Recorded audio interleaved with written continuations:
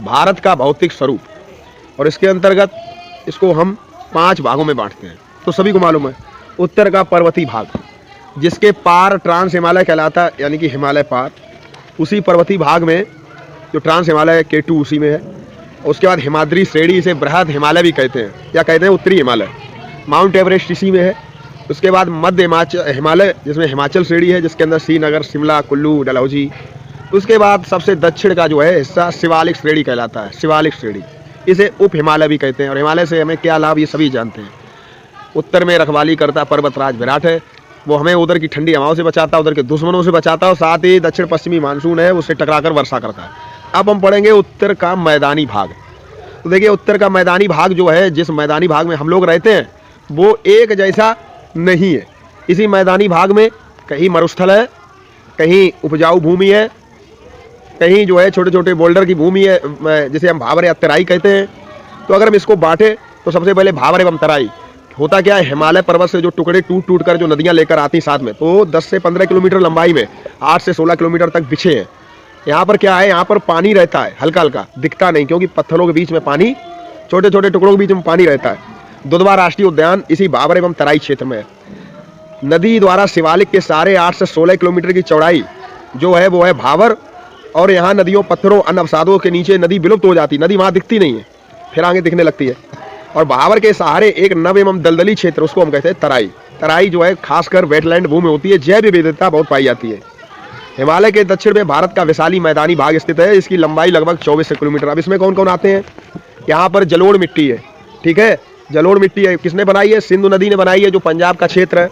गंगा नदी ने बनाई, जो उत्तर प्रदेश बिहार का क्षेत्र है। ब्रह्मपुत्र नदी बनाई, जो असम का, अरुणाचल प्रदेश साइड का जो क्षेत्र है। तो इस भाग को हम 3 भागों में बांटते हैं, एक तो सिंधु नदी तंत्र, एक गंगा नदी तंत्र, और तीसरा ब्रह्मपुत्र नदी तंत्र। सिंधु नदी तंत्र जो है उसकी सहायक नदियां हैं झेलम, चिनाब, सतलज, रावी, व्यास। जो गंगा नदी तंत्र है उसकी सहायक नदियां हैं यमुना, घाघरा, गंडक, गोमती, कोसी। और जो ब्रह्मपुत्र नदी है उसकी सहायक नदियां हैं लोहित, दिबांग, तिस्ता, ठीक है। ये अरुणाचल प्रदेश और असम में विस्तृत है। ब्रह्मपुत्र नदी का उद्गम स्थल जो है तिब्बत के मानसरोवर से है। तो अब देखिए, इन नदियों का हमें क्या लाभ मिला कि देखिए, हमारे यहाँ उपजाऊ भूमि है, कृषि इस क्षेत्र में होती है, और कहें तो पूरे देश का पेट यहीं से पैदा हुआ गेहूं और चावल से होता है। यहाँ बहुत सारी फसलें, क्योंकि उपजाऊ मिट्टी है। हिमालय में भी उपजाऊ मिट्टी नहीं है, और दक्षिण के पठार में भी उपजाऊ मिट्टी नहीं है। तो जिस क्षेत्र में हम रह रहे हैं ये कृषि प्रधान क्षेत्र, यहाँ की जो मिट्टी है वहाँ अच्छी हर तरह की लगभग फसल होती है, ठीक है। चाय और सेब को छोड़ दिया जाए तो लगभग हर तरह की फसल होती है, ठीक है। नारियल नहीं यहाँ होता है, लेकिन अनाज की जो फसलें हैं लगभग यहाँ सभी होती हैं। तो पूरे देश का पेट भरती, पूरे देश का ही नहीं, हम लोग विदेशों में भी निर्यात करते हैं। इसके साथ साथ भूमि समतल है यहाँ पर, तो यहाँ रेल परिवहन, सड़क परिवहन, बस आराम से, आपने देखा नहीं होगा, मैं गया हूँ उत्तर में पहाड़ी क्षेत्रों में, जब यहाँ का ड्राइवर वहाँ गाड़ी चलाता है तो उसको आराम से काम पड़ जाता है, कलेजा मुँह में आ जाता है। इतनी ऊँची पहाड़ी है, फिर नीचे ढलान है, फिर नीचे देख रहे हैं कि घाटी है, 1-1 किलोमीटर खाई है, ऐसी वहाँ सड़कें। तो वहाँ परिवहन इतना सुलभ नहीं है, उतना अच्छा सुगम भी नहीं है। हमारे यहाँ अच्छा खासा परिवहन है, आराम से 100 की स्पीड में भगाते चले जाओ एक्सप्रेस वे पे, भाई से 60 के स्पीड से भगा लो। वहाँ आप नहीं भगा सकते गाड़ी इतनी तेज, वहाँ खाई में गिरेंगे आप 1 किलोमीटर 2 किलोमीटर नीचे। दूसरा, जल परिवहन, नदियाँ हैं तो जल के जलमार्ग भी काफ़ी है, ठीक है।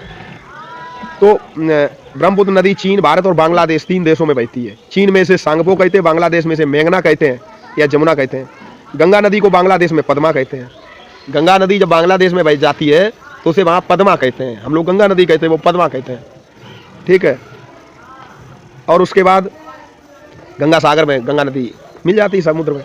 और जो मैदानी भाग है वो हमारा एक थार मरुस्थल, जिसमें जयपुर, जोधपुर, बाड़मेर, राजस्थान में टूरिस्ट प्लेस है, वहाँ घूमने आते हैं विदेशी सैलानी। राजाओं का क्षेत्र है, बड़े अच्छे अच्छे किला बने हुए हैं। तो वो जो है वहाँ पे क्या, अरावली पर्वत से लेकर पाकिस्तान की सीमा तक फैला उस क्षेत्र में। तो वहाँ शुष्क गर्म रेतीला स्थल है। वहाँ पर एक खारे पानी की झील है जिसका नाम है सांभर, सांभर खाने वाला नहीं, सांभर झील, ठीक है, सांभर झील।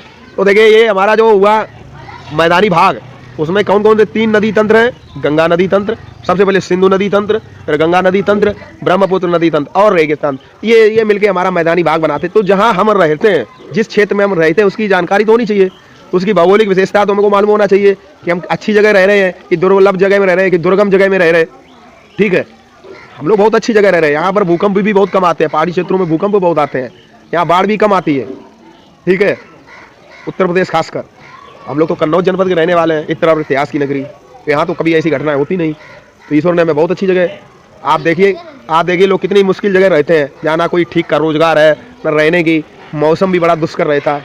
वो बेचारे रोजगार के लिए दिल्ली बम्बई बड़े बड़े, हम लोग अपने लोकल में ही कृषि कर सकते हैं। सब लोग अगर कोई काम नहीं तो खेती तो करते ही है।